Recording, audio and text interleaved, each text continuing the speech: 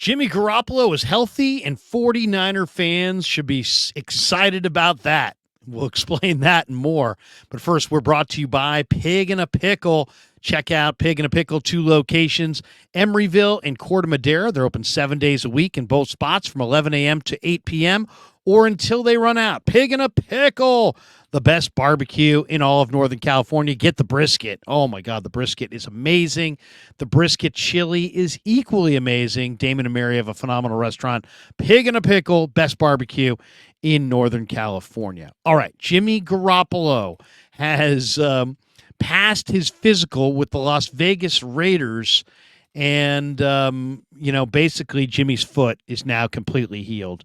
Jimmy in the Miami game, first, second week in December, tried to keep a pass play alive and took a sack. Unfortunately, the defender's knee went right into the spot that connects his ankle to his leg, and the bone broke, and he was carted off, and the Brock Purdy era had begun, and the 49ers kind of had to go the rest of the year without Jimmy Garoppolo. Now, a lot of people said that Jimmy dogged it at the end of the year and didn't come back and hurt the 49ers in the process. Now we kind of know the truth, that Jimmy's foot was much more seriously hurt.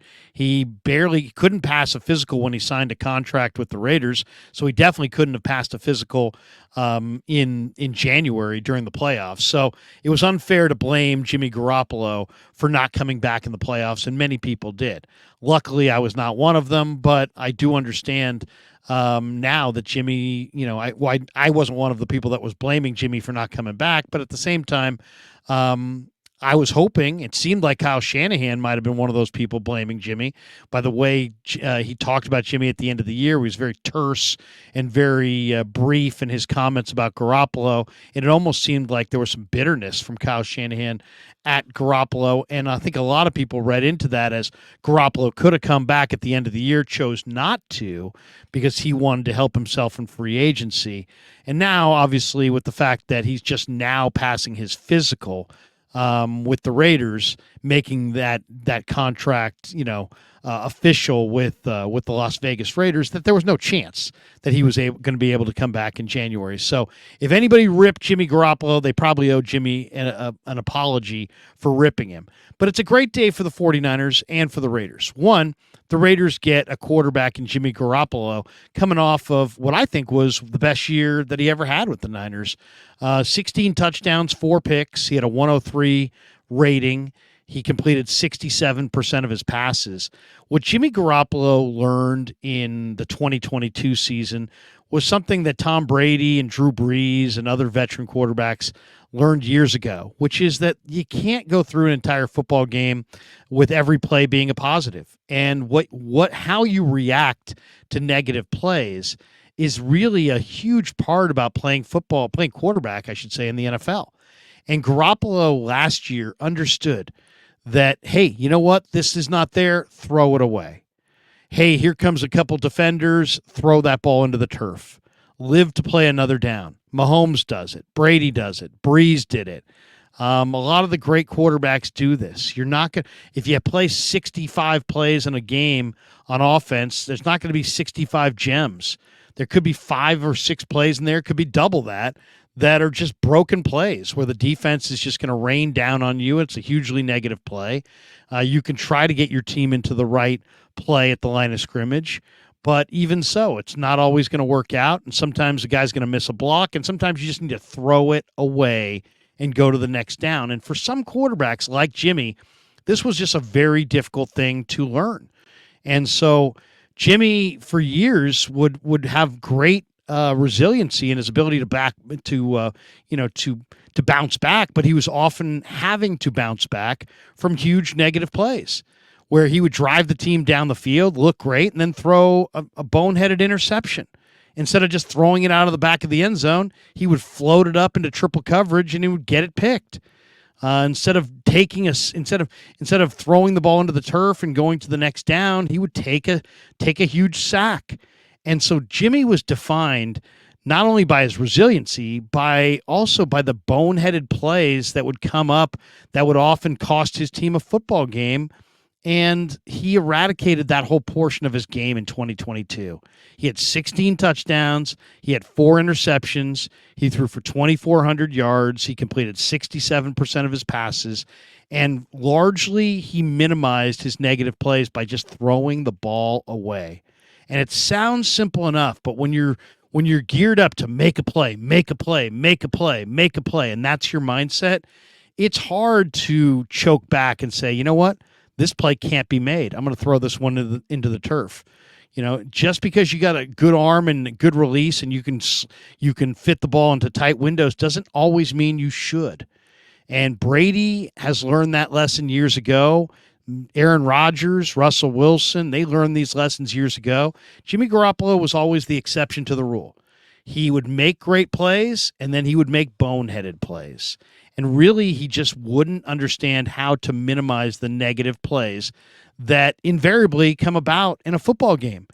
This year, he learned that, and he played some great football. And now the Raiders are getting a player that I think is far more competitive than Derek Carr. I think he's going to stand in against the rush better than Derek Carr. He's going to allow Devontae Adams to work himself open with a double move down the field. He's not playing the game as fearful as Carr does. He'll hold it in the pocket. He'll give his receivers time to work open down the field. He's a little bit tougher of a guy who's willing to take a few more hits. But he also knows now the proper balance of when to throw it away. I think Carr's too far on the other end of the spectrum. Carr was just totally willing to throw it away at will and was borderline non-competitive and kind of skittish in the pocket.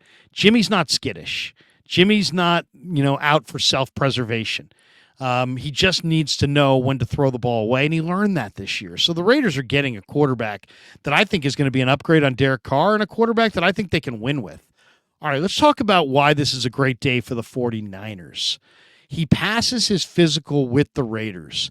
And so what does that mean for the 49ers? Well, it means a couple things. One, Jimmy G is going to be practicing against the Niners August 10th and 11th in Las Vegas ahead of the Week 1 preseason game between the Niners and Raiders. So if, that will add a little juice to the summer practice with Jimmy G practicing against his former team and everything that goes into that. But the real positive for the 49ers is when Jimmy G passed his physical, it guaranteed that the 49ers will now for sure get a third-round compensatory pick in the 2024 college draft that they would not have gotten otherwise. And to me, that is obviously, and to all Niner fans, that's really what they care about. Now, the 49ers have understood really how to manipulate the compensatory formula as it pertains to free agents to their advantage. And so they're annually getting a series of compensatory picks.